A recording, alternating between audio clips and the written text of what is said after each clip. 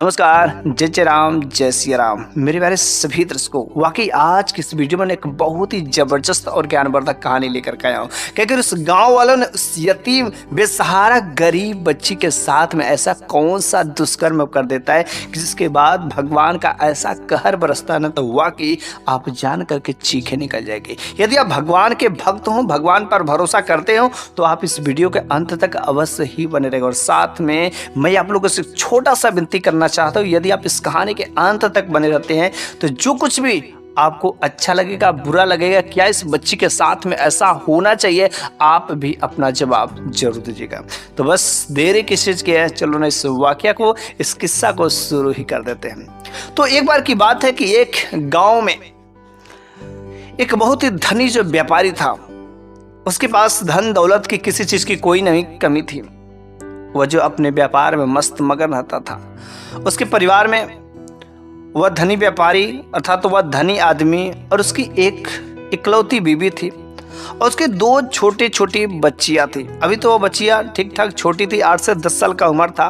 लेकिन हाँ, वे क्या करते थे, अपने बच्चों को पढ़ाने के लिए दूर अभी स्कूल में नहीं भेजते थे। तो उस गाँव में जो है एक ऐसी महिला थी जो भी हाल ही में उसकी शादी हुई थी, नौजवान थी, काफी शिष्ट पुरुष थी, खूबसूरत भी थी। तो लोग उसके पास जो पढ़ने के लिए भेजा करते थे।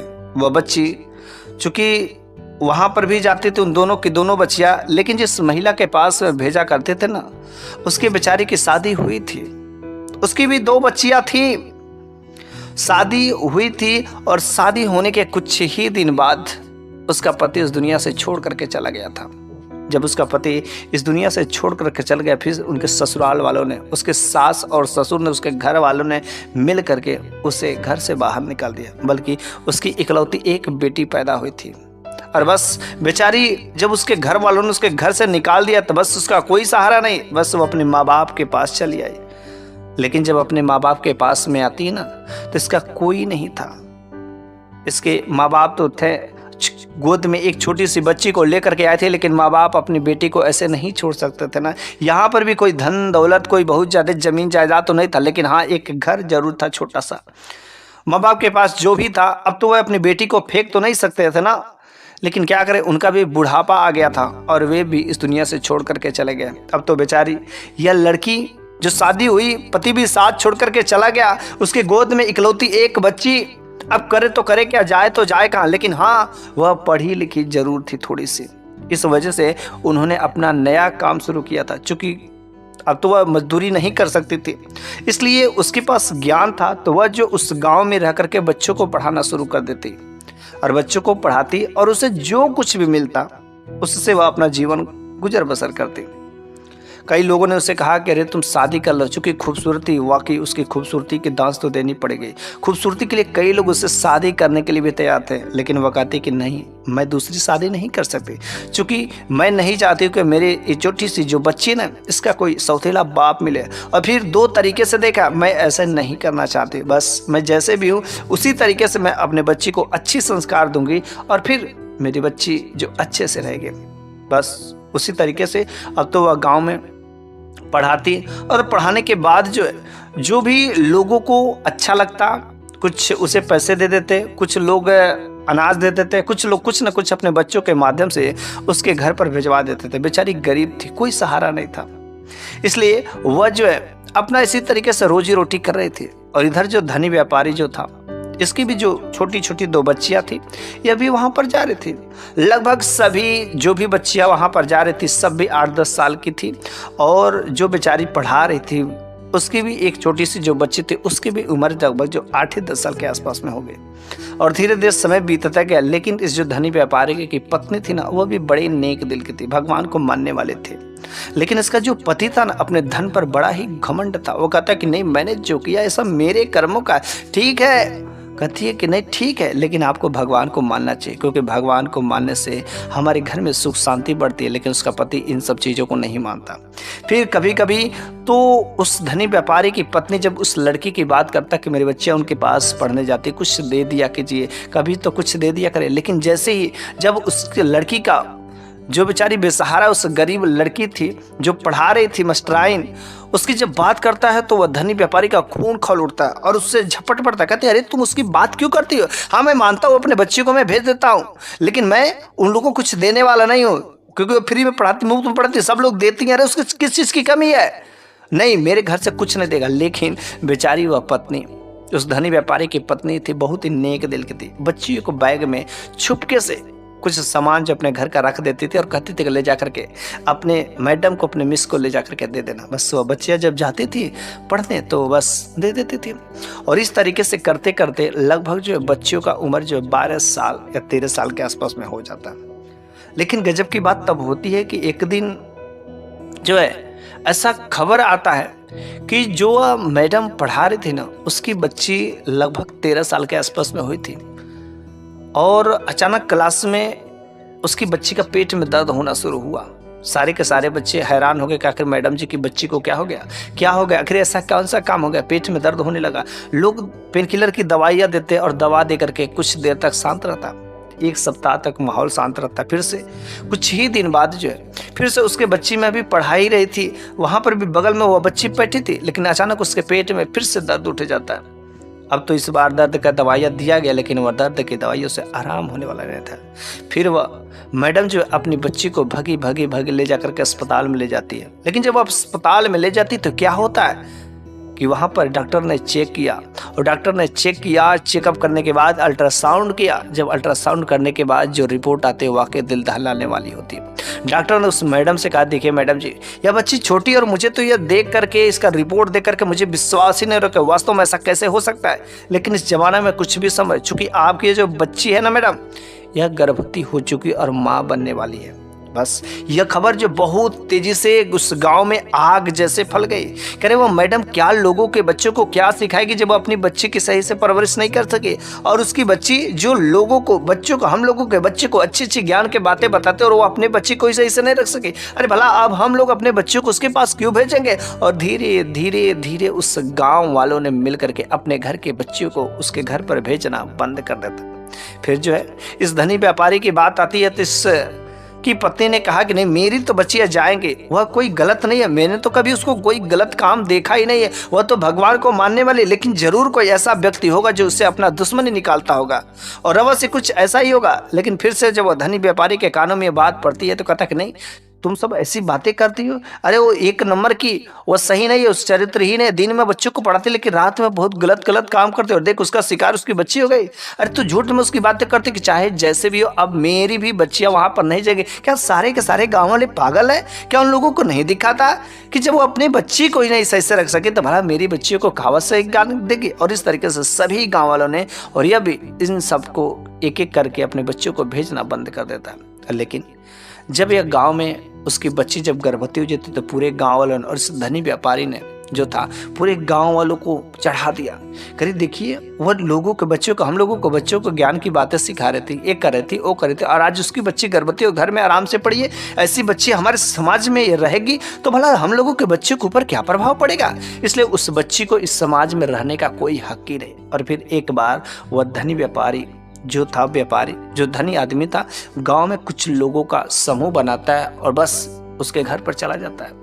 और जब उसके घर पर चला जाता है तो जाता और कहता है कि तुम्हारी बच्ची कहाँ है? उसने कहा मेरी बच्ची को आप लोग कुछ मत करिएगा, मेरी बच्ची का कोई दोष नहीं है, सारा का सारा दोष आप लोगों का, मैंने तो आपसे कहा था। लेकिन वह धनी व्यापारी कहता है कि नहीं नहीं, मैं तेरी बातों में नहीं आने वाला, तेरी बच्ची ने इतना गलत काम किया और इस समाज में रह करके हमारी भी बच्चियों को बिगाड़ देगी, इसलिए इसको दंड देना बहुत ही जरूरी है।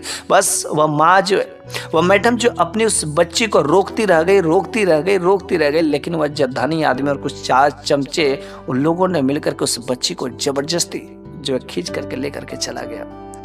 लेकिन जब खींच करके लेकर के चला गया और फिर एक ऐसे सुनसान जगह पे ले गए लोगों ने, और फिर वहां पर उस बच्ची के साथ में जो किया ना, वास्तव में दिल दहला देने वाली बात थी। कुछ लोगों ने मिट्टी खोदा और मिट्टी खोदने के बाद जो ना सारा का सारा बदन जो है जमीन के अंदर जो है ढक दिया, और फिर गर्दन को बाहर कर दिया।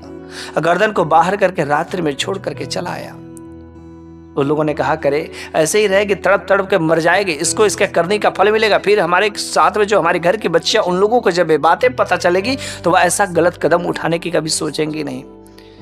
लेकिन क्या होगा उन लोगों ने वैसे ही छोड़ करके चला गया। और शायद पता नहीं रात्रि के समय में उसके साथ क्या होता है। जब सुबह जा करके वह मैडम अपने उस जगह पर खोजते खोजते खोजते जब उस जगह पर जाती तो वहाँ पर वो बच्ची रहती ही नहीं है। वो बच्ची पता नहीं कहाँ, वह समझ जाती कि शायद अब मेरी बच्ची इस दुनिया में नहीं रही। वह बहुत ही उसे अफसोस होता है। उसकी एक ही बच्ची थी जिसके सहारे वह थी, और आज उसकी बच्ची के साथ पूरे गांव वालों ने ऐसा मिल करके कर दिया। बेचारी उसका रोते रोते उसका हाल दिन पर दिन बदतर होता गया। अब वह तो जाती घर में, अब तो घर में उसे लोग कुछ खाना खाने के लिए भी नहीं देते, कोई उसे कुछ भेजता भी नहीं। लेकिन हाँ, कुछ लोग ऐसे उस गांव में जरूर एक आध दो लोग थे जो उस पर दया आ रहा था कि ऐसा नहीं होना चाहिए, तो कुछ लोग दे दिया करते थे। लेकिन बाकी उसके पास जो बचा खुचा था वह जो उसी से अपना जीवन यापन वो कर रहे थे। घर में बेचारी अकेले बैठी रहती, घर से बाहर नहीं निकलती थी, क्योंकि लोग उस पर फिर से तानाएं कसना शुरू कर देते थे। बेचारी इतना हिम्मती ऐसा शायद कोई हो ही नहीं सकता। इसके जगह पर अगर कोई दूसरी औरत रहती ना तो शायद वह अवश्य आत्महत्या तो कर ही लेती, लेकिन उसने ऐसा कोई काम नहीं किया। बेचारी वह जो उसी घर में रहती और शांति से पड़ी रहती, भगवान का भजन करती और भगवान का कीर्तन करती और भगवान से कहती कि हे भगवान, ऐसा मैंने कौन सा कर्म किया था, मेरी बच्ची का इसमें क्या दोष था कि जिसकी वजह से पूरे के पूरे गाँव ने, पता नहीं किस इंसान ने मेरे बच्ची के साथ में ऐसा कर्म किया। 2 महीने जब बीत जाते हैं तो फिर इस धनी व्यापारी की पत्नी को बहुत ही दया आता है। इसकी बच्चियां जो कहती कि बार बार नहीं मम्मी, वो बच्ची ऐसी नहीं थी, मैडम की बच्ची ऐसे दिखने में थी ही नहीं, अवश्य कुछ ना कुछ किसी ने कुछ गलत ही किया। मेरे पापा ने उस बच्ची के साथ में मेरे को लगा कि कुछ किया है। मेरे पापा को पता नहीं क्यों मैडम का नाम लेते बहुत ही जलन होता है। इसमें मम्मी मेरे को लग रहा है ना कि बस पापा का ही हाथ है। फिर जो है उन बच्चियों को कुछ ऐसा शक लग रहा था, लेकिन कन्फर्म नहीं थी। फिर जो है 15 दिन की बात होती है, और 15 दिन बाद जो है जो उस धनी आदमी की बड़ी वाली बेटी थी ना, वह कहती कि मम्मी मेरे को जो बहुत जो है खट्टा खाने को मन करा। उसने कहा क्या बात है, खट्टा खाने को मन करा? तो बस उसने खटाई खाई और फिर जो है खा लिया।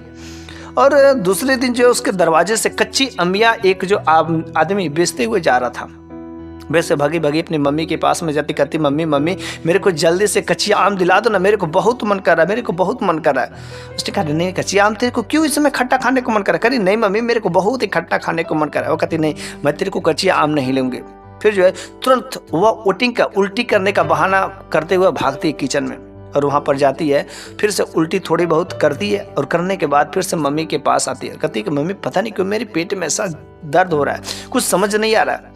फिर जो है वो मम्मी पेन किलर का दवाई देती थी, और अगले दिन फिर से वो जो छुपके से घर के किचन में नींबू पर नमक लगा करके वो चाट रही थी। जब मम्मी देखती कि मेरी बेटी आखिर ऐसा कैसे कर रही, क्या कर रही है, और शाम के समय में टेबल लगा हुआ था कि वहाँ पर वह धनी आदमी और उसकी पत्नी और फिर जो दोनों बच्चियाँ थी टेबल पर जो खाना खा रहे थे। तो बड़ी वाली बच्ची ने कहा कि पापा मेरे को लेडीज डॉक्टर से दिखाना पड़ेगा। तो मम्मी ने कहा अरे पापा से क्यों कहते हो, मेरे से बता क्या बात है। उसने कहा नहीं पापा नहीं मम्मी, मेरे को आप लोग कल लेडीज डॉक्टर के पास आपको ले चलिए। पता नहीं क्यों मेरे को बार बार उल्टी जैसा हो रहा है, खट्टा खाने को मन करे, मेरे को कुछ गड़बड़ है, पता नहीं क्यों ऐसा लग रहा है कि मेरे पेट में बच्चा पल रहा है। वह बाप जी जब सुनता है तो वह खाना छोड़ देता है और तुरंत उसकी मम्मी को डांट लगाने लगता है। कहता है क्या तुम अपने बच्ची को यही संस्कार देती, यही घर पर रहती, यही सब कहती है कि तेरी बच्ची देख ऐसा क्या बोल रही है, उसको पता है क्या कर रही है। वो कहती करे आप शांत रहिए, मैं अपने बच्ची को समझाती हूँ, शांत रहिए। वो अनजाने में बोल दी, नहीं समझती है सब क्या चीज़ें हैं।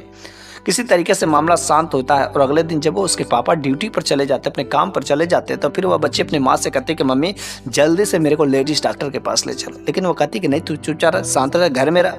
लेकिन वह जबरदस्ती अपने मम्मी के पर्स से कुछ पैसे निकालती है और बस लेकर के डॉक्टर के पास में चली जाती है। लेडीज डॉक्टर से दिखाने के बाद जब उधर से वापस आती है और उस रिपोर्ट को मम्मी के आगे रख देती है, और जिससे वह मम्मी जब उस रिपोर्ट को देखती ना तो उन चीज़ों को देख करके हैरान रहती कि वास्तव में मेरी भी बच्ची गर्भवती है। अरे ऐसा कैसे हो सकता है, मेरी बच्ची गर्भवती, अरे कौन इसके साथ में क्या काम किया। तुरंत वो जुझा पर 2-4 चाटे लगाती है और कहती अरे बोल तेरे साथ में कौन ऐसा काम किया, तूने किसके साथ में ऐसा मुंह काला किया। वो कुछ नहीं बोलती है, मारती है पीटती है लेकिन कुछ नहीं बोलती है। फिर जब उसके पापा आते हैं तो उससे भी बताती है। उसका बाप भी अपने बेटियों को मारता है, और कहते हैं कि तू बोल किसके साथ अपना मुंह काला किया, आखिर तेरे पेट में किसका बच्चा पल रहा। वो कुछ भी नहीं बोलती है, बस वो मार खाते जाती है लेकिन कुछ बोलती नहीं। अब तो अब बेचारा करे तो करे क्या, वो सोचता है करे इसकी यह बात जो कोई दूसरा कोई ना जाने वरना बहुत ही अन्याय होगा। और इस तरीके से उसी गांव में एक और धनी आदमी था, उसके भी घर एक बच्ची थी और उसके भी साथ यही हो गया कि उसके भी घर की बच्ची गर्भवती हो गई कम उम्र में ही। भला ऐसा कैसे हो सकता। बहुत ही ऐसे करके गांव में 5-6 जो छोटी छोटी बच्चियां थी उन सारे के सारे लोगों के साथ में ऐसा होने लगा। बड़ी हैरान थे कि आखिर इन सारे के सारे बच्चों के साथ में ऐसा क्या हो गया कि इतनी कम उम्र में आखिर कौन इसके साथ में ऐसा क्या करा है। वास्तव में ऐसा लग रहा है कि कुछ वह लड़की की ही बद्दुआ इन लोगों पर पड़ी है, कुछ ऐसा उसी ने करवाया है। ये सारी की सारी बच्चियां वही थी कि जो उस मैडम के पास में पढ़ने जाती थी वरना और कोई के साथ में नहीं। फिर जो है उस धनी व्यापारी की जो औरत थी ना छुप छुप कर अपने लड़कियों की इज्जत बचाना चाहते थे। अब उसके साथ यही होने लगा था कि जब कुछ दिन पहले उस मैडम के साथ हुआ था। अब वह अपना दिन सोच करके सोचती कि एक बार क्यों ना उस मैडम के पास चलते हैं, देखते हैं उनकी क्या हालत है। दया तो इसको आ रहा था लेकिन अपने पति की वजह से नहीं जा रही थी। बस वह जो है जाती है, दिन के समय में ही वह उस मैडम के पास में जाती है। जब उस मैडम के पास में जाती है तो मैडम से कहती है कि मैडम जी आप कैसी हैं। वह कहती है कि जैसी भी है ठीक है, लेकिन आप यहाँ पर कैसे आए। उसने कहा जो कल आपके साथ हुआ ना बहुत बुरा हुआ और आज मेरी भी बच्चियों के साथ में दोनों की दोनों बच्चियाँ आज प्रेग्नेंट है, माँ बनने वाली है और भला अब एक गाँव वाले मेरी भी बच्चियों के साथ वैसा ही करेंगे, लेकिन इसके जो पापा है ना ये ऐसा करने नहीं देंगे, मेरे बच्चे को बचा लेंगे। उसने कहा नहीं ऐसा कैसे बचा लेंगे, क्योंकि एक बच्ची ने किया तो ऐसे हर बच्चे को सजा तो मिलनी चाहिए, कैसे आपकी बच्चियां बच सकती हैं। उसने कहा नहीं मेरे पापा बचा लेंगे। उसने कहा लेकिन मेरे को एक बात नहीं समझ आती मैडम कि आखिर जब इसकी पापा के सामने जब मैं आपके बारे में जिक्र करती हूँ, आपके बारे में चर्चा करती हूँ तो आखिर इसके पापा का खून क्यों खौल उठता है, वह लगते हैं जलने, क्यों भड़कने लगते हैं, ऐसा आखिर क्या बात है। तो मैडम कहती है कि जानते हैं वह मुझसे बदला लेते हैं और उन्हीं बदला के वजह से मेरे बच्चे के साथ में उसने बहुत ही गलत किया। उसने कहा क्या गलत किया। कहते कि जब मैं जवान थी तो वह भी इस गांव में थे, मैं जवान थी, बहुत ही खूबसूरत थी, पढ़ने जाती थी, लेकिन वे पढ़ाई नहीं करते थे और वह मेरे का बार बार जो रास्ता रोक रहे थे, मेरे को बार बार छेड़ रहे थे। तो मैं हमेशा कहती थी करे कुछ पढ़ लिख लो, कुछ पढ़ाई कर लो तो मैं तुमसे शादी अवश्य ही कर लूंगी, लेकिन वह एक नंबर के लुच्चे लफंगे थे। भले आज मैं मानती हूँ कि हाँ भगवान ने उसके पास सब कुछ धन दौलत पैसा दे दिया, मेरे पास नहीं दिया, मैंने पढ़ाई किया, लेकिन अगर वे पढ़ाई कर लिए होते ताकि वे बहुत आगे होते और जिस जगह पर है उससे कहीं आगे होते। काश अगर उनको मेरे को इतना पाने की चाहत थी तो क्या वे पढ़ाई नहीं कर सकते थे।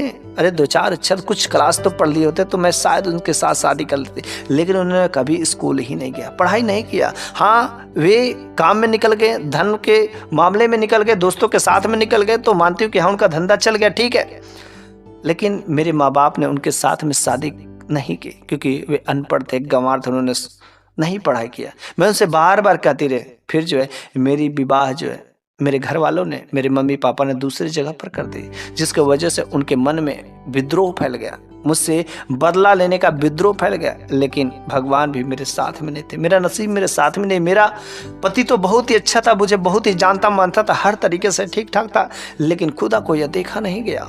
फिर मेरे पति को इस दुनिया से छीन लिया गया और फिर मेरे घर वालों ने मेरे को यहाँ पर धकेल दिया और बस जिसकी वजह से मैं अपना रोजी रोटी चलाने के लिए काम कर रहे थे। लेकिन आपके जो पति है ना, इन्होंने मेरे साथ में बहुत बुरा किया। यहाँ तक तो ठीक था, अब वो अपने बदला की हद को इतना अधिक पार कर दिया कि बार बार वह मेरे घर का चक्कर लगाते थे और वह मुझसे किसी प्रकार का कोई बदला नहीं ले पाते थे। लेकिन एक दिन उन्हें मौका मिल ही गया कि वह मेरे साथ तो नहीं कुछ कर सके, लेकिन मेरी जो छोटी सी बच्ची थी जो उनकी बेटी के समान थी, उस बेटी को उन्होंने अपना हवस का निशाना बना लिया। बस उसी दिन से मेरी बच्ची की हालत ख़राब होने लगी थी। लेकिन मैं यह बात को किससे बताऊं, तो किसके साथ बताऊं, किससे शेयर करूं, क्योंकि एक काम बहुत ही गलत है। लेकिन उनके पेट में, जो मेरी बच्ची के पेट में गर्भ पल रहा था ना, वह आपके पति का ही था। उन्होंने मेरे बच्ची के साथ में बहुत ही गलत किया था। वो उनकी बेटी के समान थी, लेकिन उन्होंने अपनी बेटी को ही नहीं छोड़ा। और देखिए उन गांव वालों के कुछ चमचे को लेकर के मेरी बेटी को ही मरवा दिया। उन्होंने तो अपना बदला ले लिया, लेकिन शायद उन्हें नहीं पता है कि भगवान उनको छोड़ेगा नहीं। उनके ऊपर कुछ ना कुछ होगा ही, भगवान का कहर आएगा ही आएगा। इसलिए आज देखिए पूरे के पूरे गांव में ऐसा इन बच्चियों के साथ में, और आज आपके साथ भी ऐसा हुआ है। अब उनसे जाकर कहिए कि अपने बच्चियों के साथ भी ऐसा ही करें। लेकिन जब वह घर पर आते हैं ना, तो सारे के सारे गांव वालों में एक मीटिंग होती है कि लग रहा है कि वह जो बच्ची थी ना, बहुत ही नेक बच्ची थी, और नेक बच्ची के साथ में हम लोगों ने ऐसा किया, अवश्य उसी के साथ में ऐसा हुआ है। लेकिन जब वह लोग वहाँ पर उस जगह पर जाते हैं उसको ढूंढने के लिए, लेकिन वहाँ पर तो कोई इसका पता ही नहीं रहता है। लेकिन वहाँ पर एक साधु बाबा की झोपड़ी रहती है। तो साधु बाबा ने कहे, अरे आप लोग यहाँ पर इतने भीड़ में, इतने लोगों के समूह में आप यहाँ पर क्यों आए हैं? उन्होंने कहा कि मैं बहुत दिन पहले यहाँ पर एक बच्ची को हम लोगों ने जमीन के अंदर डाल दिया था, और उसी को आज हम लोग उसकी हड्डियों को ढूंढने के लिए आए। शायद कुछ पूजा पाठ करवाने के बाद हम लोगों के गांव में जो कहर आया है ना, क्योंकि वह बहुत ही नेक और यतीम बच्ची थी, और भगवान का कहर हम लोगों के गांव में टूट पड़ा। हम लोगों की बच्चियां ऑटोमेटिक गर्भवती होती जा रही है। साधु बाबा ने कहा, अरे आप लोग जिस बच्ची के साथ में अन्याय किया ना, वह बच्ची मेरे पास में, और वह बच्ची मरी नहीं है, वह बच्ची अभी जीवित है और शुद्ध सही सलामत है। आप लोगों को चिंता करने की बात नहीं है। फिर वहां पर उस बच्ची को साधु बाबा ने उस मैडम के पास में हैंड ओवर कर दिया। कहा कि लीजिए आपकी बच्ची, आपकी अमानत आपके पास में है। क्योंकि ये लोग जब चले गए बच्ची को मिट्टी में दफन करके, तो शाम का समय था, और अब किसी बच्ची के रोने की आवाज़ सुनी, तो मैंने उसी रास्ते से जा रहा था, बस मैंने देखा तो तुरंत मिट्टी को किसी तरीके से हटा करके इस बच्ची को बाहर निकाला। तब से मैंने इस बच्ची का पालन पोषण किया, और आज आप लोगों को शायद अपने किए पर पछतावा आ गया, जिसकी वजह से शायद आप लोग सुधर गए। लेकिन रह गई बात तो बच्चे का, तो बच्चा तो पैदा हुआ, लेकिन वह बच्चा मरा हुआ पैदा था। तो फिर उन सारे के सारे जो बच्चे गर्भवती थे, वे भी सारे के सारे अपना पोल खोल देते, कहते कि आज भगवान ने न्याय दे दिया। उन बच्चियों ने कहा कि हम लोग किसी प्रकार का कोई गर्भ नहीं है, कोई हम लोग प्रेग्नेंट नहीं है, बस हम लोग तो सारा का सारा ये बहाना कर रहे थे, क्योंकि हमारे बाप ने और इस गांव वाले ने जो उस बच्ची के साथ में गलत किया था, मेरे बाप ने उस बच्ची के साथ में ऐसा काम किया था। वह एक मेरी सहेली थी, बहुत ही अच्छी सहेली थी, और भला वह ऐसा काम नहीं कर सकते थे, लेकिन मेरा बाप जो अक्सर उस बच्ची को परेशान करता था, और मेरे बाप ने उस बच्ची के साथ में ऐसा काम किया था, और मेरे बाप ने उसे के साथ, इसलिए इस जो धनी आदमी था ना, इसको अपने धन पर बड़ा ही घमंड था। तो सारे के सारे बच्चियों ने कहा, उसकी खुद बेटी ने कहा कि हमने अपने बाप को सबक सिखाने के लिए सारा का सारा काम कराया। जो लेडीज डॉक्टर थे वहाँ पर वह भी आ गए थे। लेडीज डॉक्टर भी कहती कि हम लोग सारे के सारे लोग मिले हुए थे, इसलिए हमने फर्जी सबका रिपोर्ट बना करके दे दिया कि सारी की सारी बच्चियाँ गर्भवती है, लेकिन कोई बच्ची कोई गर्भवती नहीं है। सारा का सारा बस इस गाँव को, इन लोगों को उस गलती पर प्रायश्चित करने के लिए ये जो धनी व्यापारी है ना, इसको अपने धन पर बड़ा ही घमंड था, आपको सिखाने के लिए ये सब बातें की गई थी। बस उस दिन से, उसी समय से जो धनी व्यापारी था उस मैडम के आगे जो है माफ़ी मांगता है, उसके चरणों में गिर जाता है और कहता है कि देखिए जी, हाँ मैं मानता हूँ कि मैंने पढ़ाई नहीं किया, लेकिन अभी भी क्या आप मेरे को स्वीकार कर सकती हैं?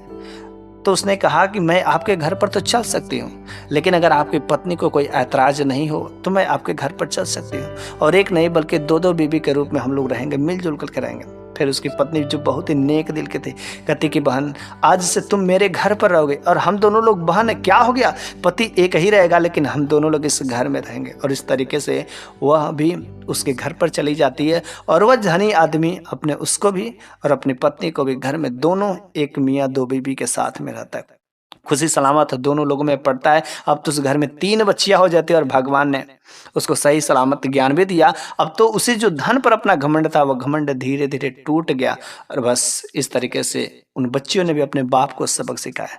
तो बस मेरे प्यारे सभी दर्शकों, यह कहानी आपको कैसी लगी है कमेंट बॉक्स में जरूर बताइएगा। अगले वीडियो में मैं आप लोगों के लिए फिर से एक नई शानदार कहानी लेकर के हाजिर हूँगा। तब तक के लिए धन्यवाद।